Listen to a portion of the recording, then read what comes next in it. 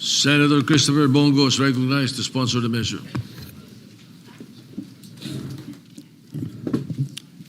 Mr. President, distinguished colleagues, as chairperson of the Senate Committee on Sports and one of the authors of these resolutions, it is with great pride and honor that I sponsor the Senate resolution commending and congratulating the Philippine contingent to the 33rd Southeast Asian Games in Thailand for representing our country and for winning a total of 50 gold, 73 silver, and 154 bronze medals, placing 6 overall in the final medal tally and ranking 4th with an aggregate total of 277 medals.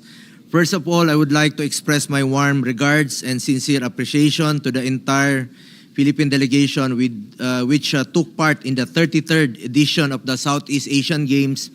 Allow me to commend each member of the delegation for exemplifying hard work and dedication.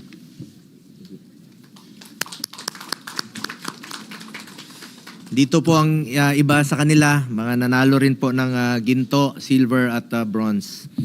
Held from December 9 to December 20, 2025, the 33rd SEA Games brought together around 12,000 athletes competing in 54 sports, comprising 50 international sports, 3 demonstration sports, and 1 value-added sport across various venues in Bangkok and Chonburi province. 11 countries in the region participated in the event: Brunei, Cambodia, Indonesia, Laos, Malaysia, Myanmar, Singapore, Thailand, Timor-Leste, Vietnam, and the Philippines. For this regional sports spectacle, the Philippines sent its largest ever delegation with approximately 1,600 athletes and officials proudly representing the country in various sporting events, underscoring the nation's strong commitment to athletic excellence and regional camaraderie. Mr. President, the remarkable performance of our athletes is a testament to the unwavering dedication, discipline, and perseverance of our Filipino athletes, coaches, and support staff, which trained tirelessly and competed with integrity, resilience, and excellence. Their journey to the 33rd Southeast Asian Games was marked by countless hours of training, personal sacrifice, and steadfast commitment to excellence. Each medal they brought home symbolizes not only personal victory but also national pride, inspiring millions of Filipinos, especially our youth, to pursue their dreams through sports. At isang paraan rin po na ilayo natin ang mga kabataan sa masasamang bisyo ay through sports. Parati kong sinasabi, get into sports, stay away from drugs to keep us healthy and fit. Mr. President, since assuming the chairmanship of the Committee on Sports in 2019, we have seen the country secure its first Olympic gold medal. Sa Tokyo Olympics na panalunan po ang kauna-unahang gold ni Heidelin Diaz at 2 gold naman po sa 2024 Paris Olympics. Dati po, kulela tayo, wala talaga tayong ginto sa Olympics. Ngayon, meron na tayong 3 na gold medal sa Olympics. Kaya pa nating madagdagan ito pag nagtulungan po ang PSC, POC, private sector. Mr. President, these achievements highlight the importance of bringing together all of our sports agencies, kagaya po ng Philippine Sports Commission, Philippine Olympic Committee, at ang mga pribadong stakeholders para sa kapakanan at tagumpay ng ating mga atleta. We must unite and support a strong and effective system for our athletes. Importante magkaisa po ang lahat po ng sports sector. Of course, ang ating mga national sports associations. Hindi lamang financial po ang tulong na kailangan ng ating mga atleta. Napakahalaga rin po ang moral support, sapat at masustansyang pagkain sa panahon ng kanilang training at maayos na kagamitan upang maging ganap ang kanilang paghahanda. Kailangan po nakafocus lang po ang ating mga atleta sa pagtitraining at pagkukompete. Wala na silang ibang dapat isipin pa. Nakatutok po ang ating mga atleta para marami pa tayong mapanalo ng mga medalya sa mga international competition. Kaya kailangan nakafocus lamang sila sa kanilang complete training habang tayo naman ay nagbubuklod upang tiyakin na lahat ng kanilang pangangailangan ay natutugunan. When government and the private sector move together, our athletes are empowered to reach their full potential. Mr. President, esteemed colleagues, ako po'y nakakasiguro that our country will become a strong contender in future competitions and we will be dubbed as a sports powerhouse in Asia.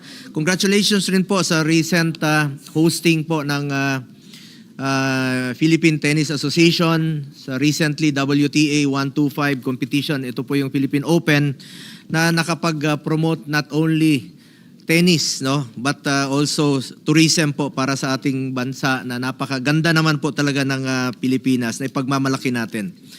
To our athletes, you have become a symbol of strength and a great source of inspiration to our fellow countrymen that continues to give us hope in the face of adversity. Our Filipino athletes have proven time and again of their undying devotion and even unified the country through sports, thus upholding the true spirit of patriotism.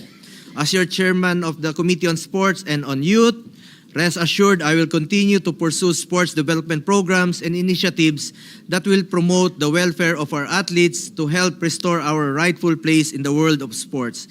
Naniniwala rin po ako na isang paraan nga po ito na ilayo natin ang mga kabataan. Hindi lang po kabataan, ang mga kababayan natin sa masasamang bisyo through sports po. Healthy pa tayo pag when we are physically fit.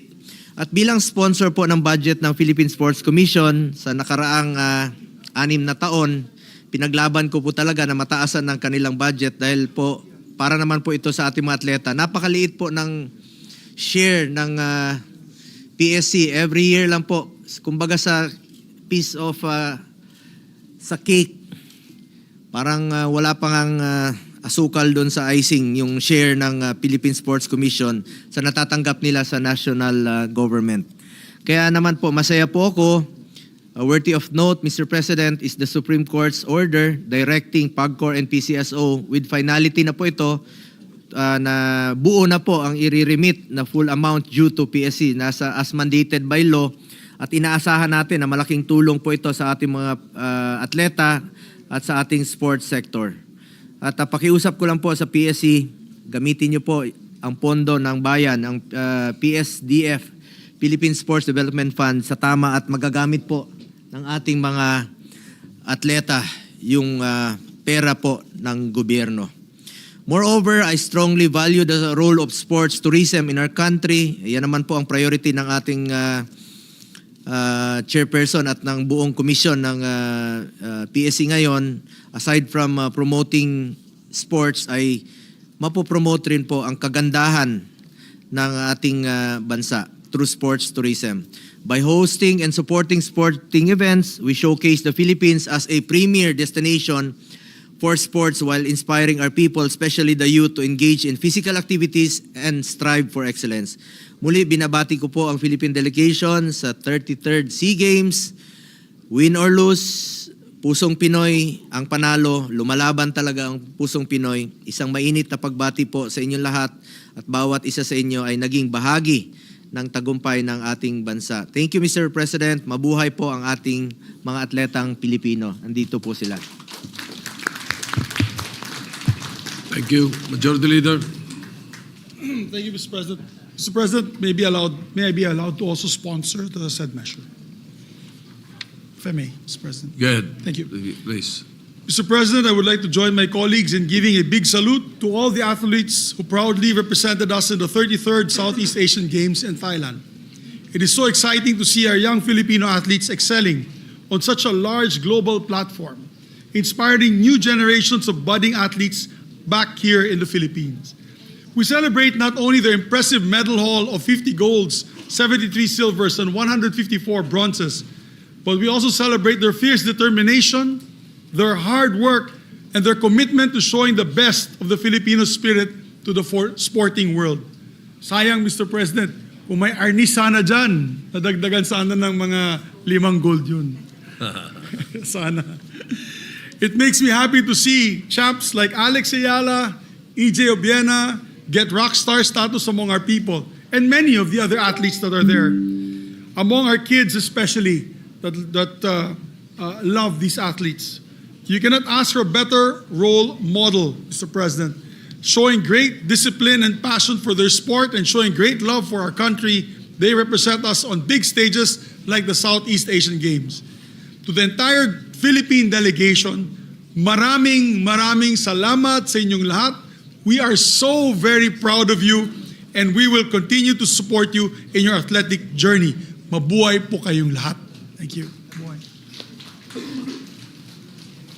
Mr. President, next to give their, Senator Jingo Estrada would just like to insert to the record his sponsorship speech of the resolution for the record, Mr. President. Next to sponsor is Senator Pia Cayetano. Senator Pia Cayetano is recognized.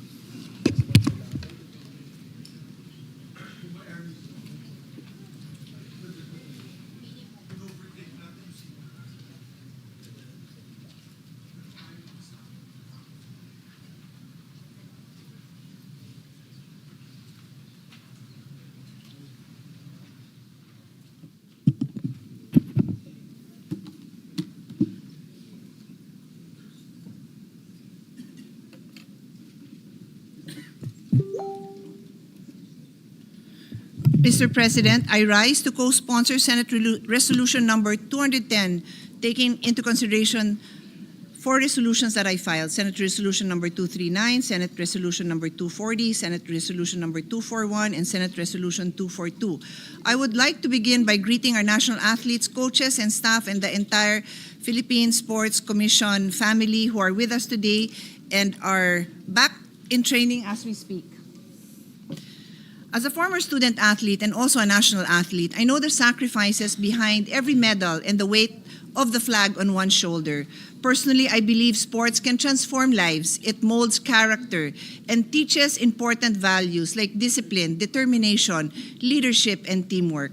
It serves as a key enabler of the Sustainable Development Goals promoting health, education, and social inclusion, specifically SDG 3 on health, SDG 4 on inclusivity and equitable quality education, and SDG 5 achieving gender equality and empowering all women and girls.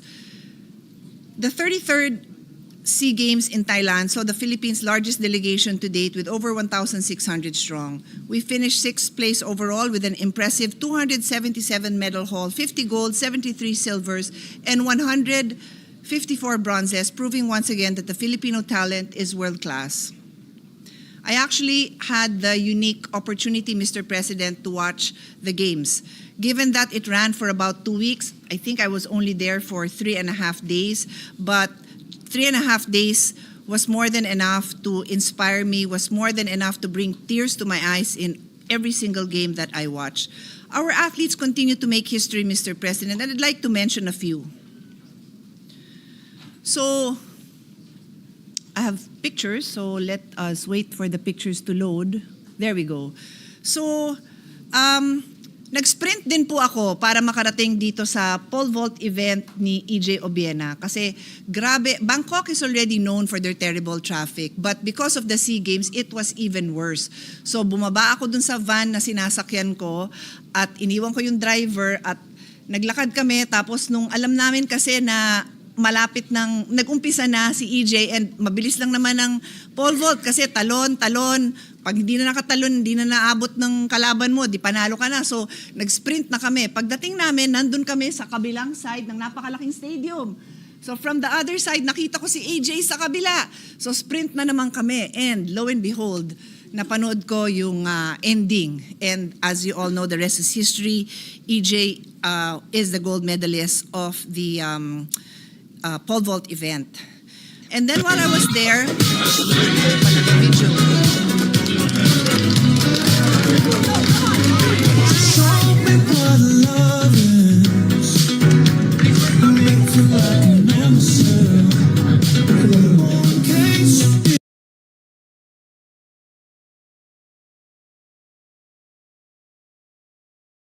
Cole also won the bronze medal.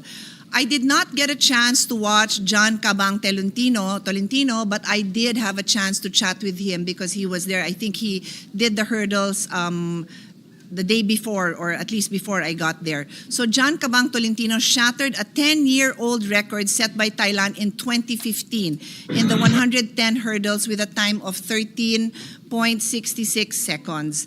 Very inspiring because he is a Filipino who lives in Spain. And when I was interviewing him, he told me that he is about to go to law school as he continues to train as an athlete. So we're very happy to know that our athletes are continuing also in other areas of life beyond sports. The next sport that I want to mention is men's football team. Our men's football team reached the semifinals for the first time since 1991, ending a 34-year drought. And then we have 11-year-old Marcel Paris Alegado, who made history as our youngest ever gold medalist in skateboarding. Agatha Wong, dear colleagues, would you believe, has won 6 gold medals over all the SEA Games that she has attended. Iba yung kondisyon ka, nanalo ka ng medal ngayon, nanalo ka siguro ng 2 medal this year, pero to win a medal every time that there's gold medal at that, every time there's a SEA Games in the past, the 6 last SEA Games is a feat in itself. So congratulations to Agatha Wong. The baseball team also clinched their 3rd straight championship. Beach volleyball, Alas Pilipinas with members Bernadette Pons, Cici Rondina, Sunny Villapando, and Deej Rodriguez made history with their first ever beach volleyball gold. I would have wanted to watch beach volleyball. I'm a fan of these girls. Kaya lang, malayo. I think it was more than 3 hours away, no? And there was so much going on in Bangkok. I would have had to give up all the games that were going on in Bangkok to be able to go there. So unfortunately, I didn't get to watch it, but it was an amazing game. I saw clips on YouTube.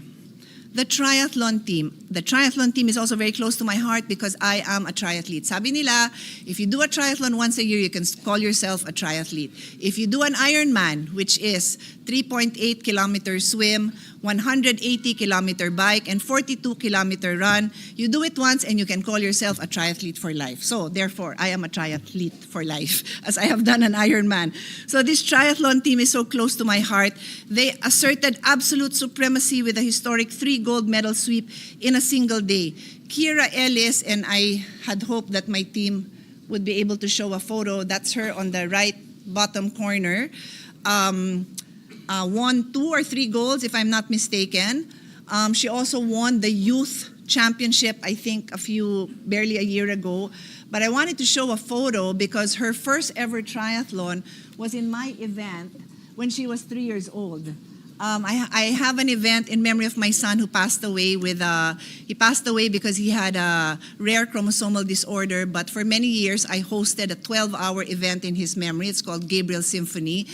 And she was the youngest participant at the age of 3. She swam with a kickboard and then biked in a trike and then ran. And so that is my connection with Kira and her family as I've seen her grow up. She ran my first Pinay in Action. She walked because she was 2 years old when she joined. But I'm so happy to see her living her dream and achieving her goals. Gilas Pilipinas. I was so proud to be able to witness their win. They secured their 20th championship in a hard-fought, emotional game. I should be showing you photos of both the men's and women's team as I had the honor of watching and cheering and pulling the hair of Chairman Pato because we sat beside each other. And these were back-to-back games. And then what we did in between the women's, no? Was the women's, no? The women's game, they won. And then we left to watch Yumir's game, and he also won. And then we went back to watch the men's game, and they won. So, ako siguro yung swerte sa presence ko. No, joke lang yon. They worked hard, they deserve it. I was honored to be able to watch this. So speaking of Yumir, I got to watch him box. To be honest, I am not one to watch boxing.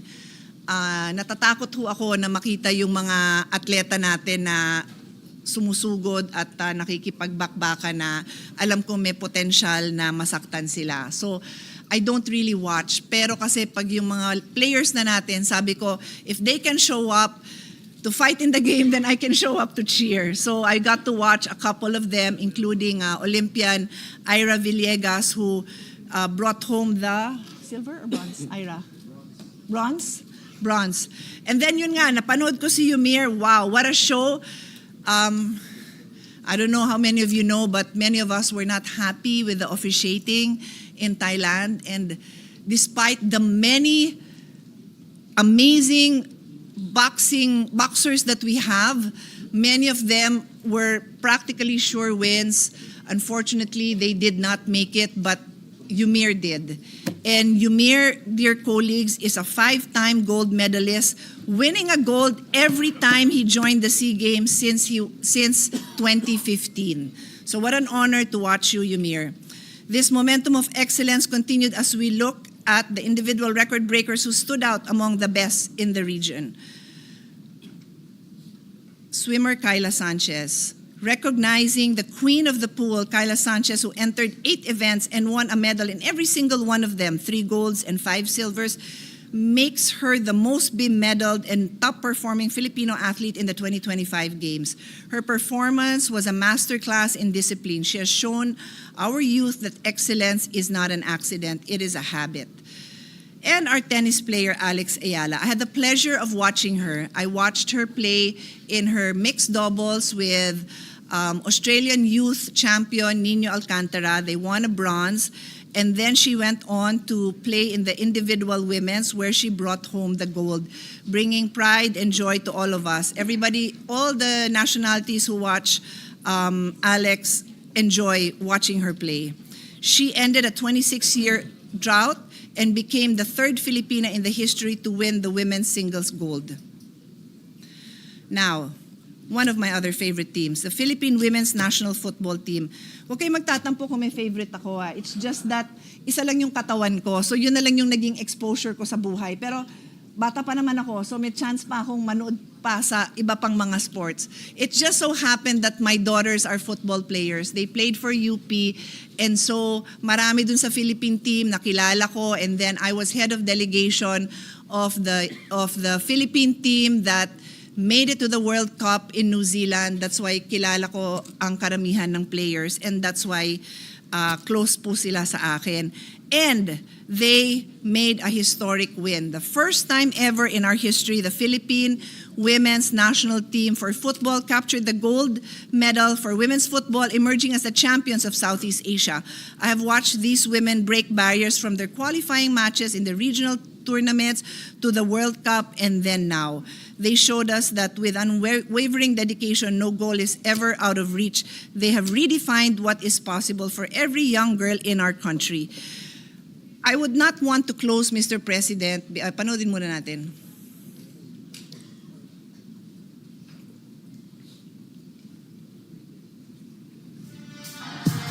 Did y'all boys not get the memo? I do not stay at the end. What's the move?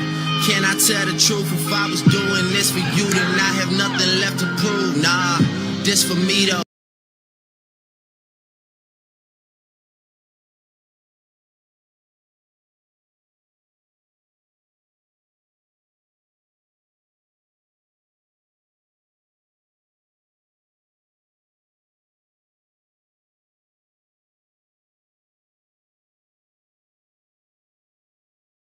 Na ako, but they beat defending champion Vietnam, who had hoped to make it their 4th gold. I think they're 9th. They're 9th. So this team that they beat 9 times na nag-gold. And what I want to share with all of you is, till the very end, bakbakan, halftime 0-0, full time 0-0, and then they had a shootout. And during the shootout, 0-0, 0-0, and the very last kick, the Philippine goalkeeper caught the kick made by Vietnam, and thus made the Philippine team a winner. So it was amazing. It's worth every second that I spend watching these girls and these young men on the field and in their element. So in closing, Olympians and champions are not born overnight. They are developed through years of investment, relentless effort, and sacrifice. We all extend our deepest gratitude to the coaches and support staff, PSC and POC. And as I always say, it takes a village to raise an athlete. Behind every medal is a team that provides the guidance necessary to reach the podium. Now it is our job to ensure they have sufficient funding and world-class facilities. This representation has continuously advocated and remains committed to strengthen our grassroots programs, to find new talent, aid in their development, hone their skills until they become the elite professionals and future Olympians they want to be. Again, we congratulate our athletes for the pride and honor that they have brought to the Philippines. Thank you, Mr. President.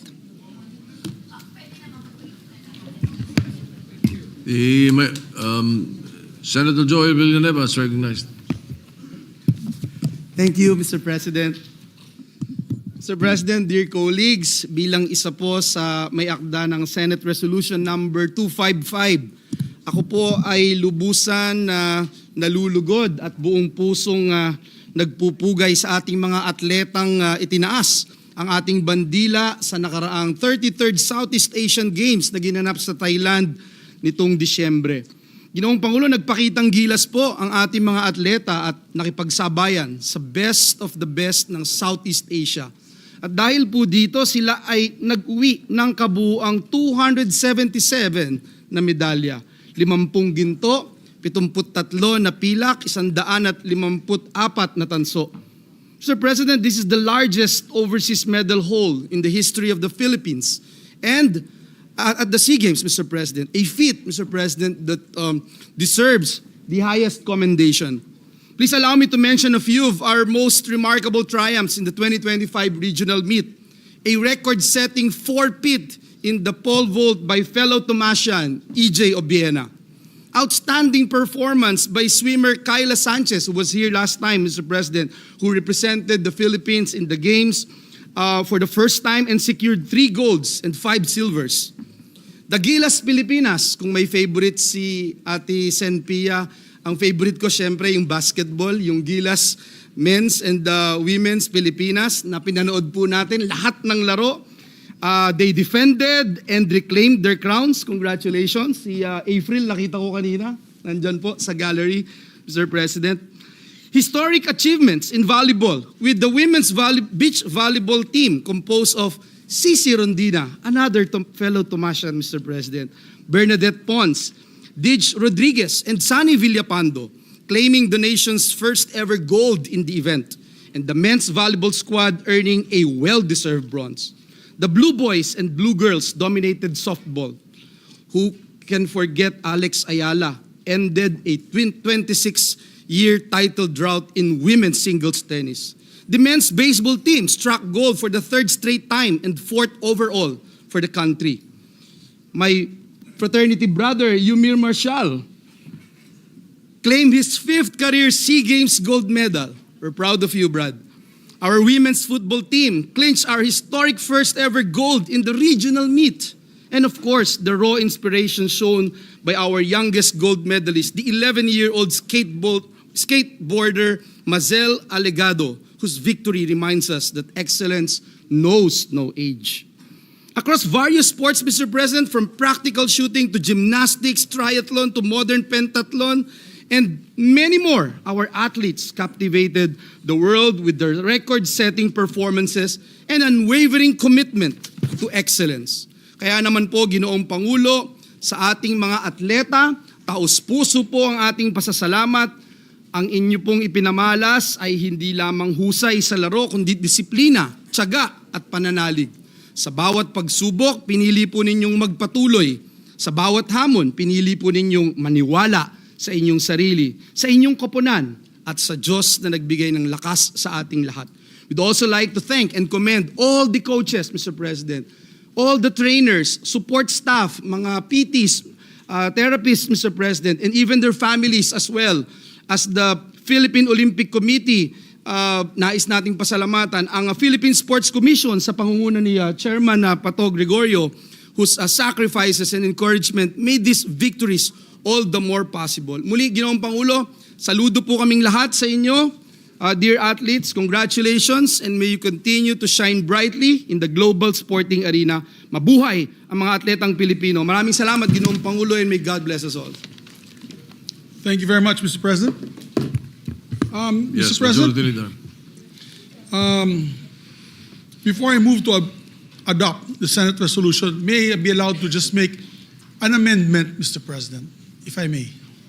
Yes, please proceed. I just reviewed the parchment paper that we made for our athletes. It adopted, in basic part, the resolution of Senator Pia Cayetano, which had all the names of the gold medalists. May I make an amendment, if the body will allow me, that we add the names of the silver medalists and the bronze medalists so that they will be etched in history in the Senate when we approve their resolution as a Senate-approved resolution.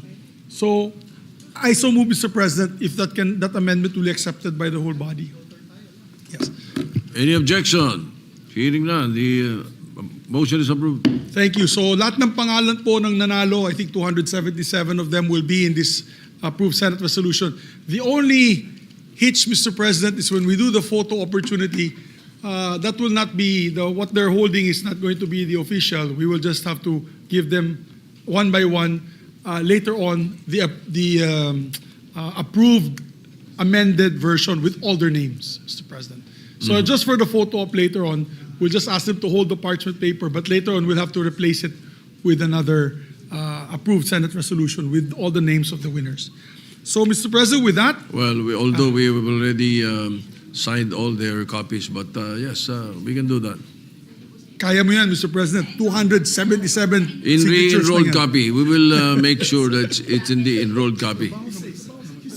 Yeah, isa-isa. Puro gold medalist lang.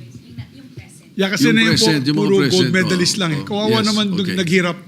Yung kumapos lang ng konti, gold medal na sana eh. Baka nalutong Macau eh, hindi natin Alright. alam. Kawawa naman. Yeah, I just know, Majority Leader, why there are 41 resolutions. Aba.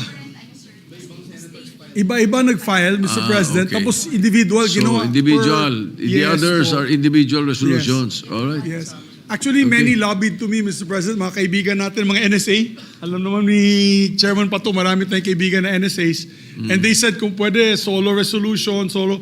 If we did that, Mr. President, it will take maybe 1 week to approve and have photo ops with all these athletes. So we decided, Mr. President, in the Rules Committee, is to just have one resolution congratulating them all. Kaya sinama na natin po sila lahat. Taking into consideration all the others. All right? Yes, sir, Mr. Okay. President. So, Mr. President, then before we adopt it, I move that we make all members as co-author and co-sponsor of this measure, Mr. President. Any objection? Hearing none, all members are made co-authors or co-sponsors of the proposed resolution 210. Mr. President, with that, I move to adopt proposed Senate Resolution number 210, taking into consideration all the aforementioned resolutions I mentioned earlier, Mr. President. Any objection? Hearing none, proposed Senate Resolution 210 is hereby approved and adopted. Congratulations to all the athletes. Mabuhay po kayo lahat. Mabuhay po kayo lahat. Before we do the photo opportunity, Mr. President, we'll take up another resolution which is equally important, Mr. President. If I may, Mr. President, I move that we take in consideration proposed Senate Resolution number 286, which congratulates also the Philippine Olympic Committee and the Philippine Sports Commission. Because without their invaluable support, we would have a difficult time to receive all these medals from our athletes. All right, hearing no objection, consideration is in order. You may proceed. Thank you. We ask the Secretary to read the title. The Secretary will read the title of the measure without prejudice into inserting into the records the text of the said resolution.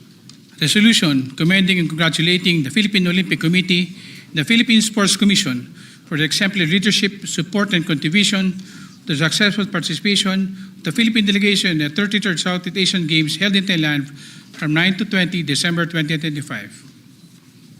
Majority Leader, May I be allowed to sponsor the measure, Mr. you may proceed. Thank you. Mr. President, the whole country rightfully rallied behind our athletes and cheered for them through every game in Bangkok and Chonburi for the 33rd Southeast Asian Games last December. But now, I want to take a moment to thank and salute the officials and staff of the Philippine Sports Commission and the Philippine Olympic Committee, who quietly worked behind the scenes from day one as they supported our athletes in their journey to and through the Southeast Asian Games. To the Philippine Sports Commission, Chairman Pato Gregorio, and all the members of the Commission, and to Philippine Olympic Committee President Bambo Tolentino, and all the hardworking people of the PSC and POC, maraming salamat po. With your assistance and support, our athletes have been able to fully commit themselves to their training and development, allowing them to reach their full potential as they competed in the Southeast Asian Games. Thank you for shepherding our delegation not just in the SEA Games, but throughout their long-term growth as athletes. I am hopeful that the success of the delegation of the SEA Games will embolden the PSC and the POC to strengthen its athlete development programs as we approach LA 2028. And you can trust that we in the Senate, Mr. President, pangako po namin sa PSC at POC, kami po sa Senado ay handa tumulong sa inyo sa PSC at POC and support our athletes throughout this golden age of Filipino excellence in sports. Maraming salamat po, Mr. President. Thank you. Congratulations. With that, Mr. President, I move to adopt proposed Senate Resolution number 286. I so move, Mr. President. Any objection? Hearing none, proposed Senate Resolution 286 is hereby approved and adopted. Thank you very much, Mr. President. I move to suspend session for a minute so that we can have a photo opportunity, a golden opportunity to have photographs with these champions. Session suspended.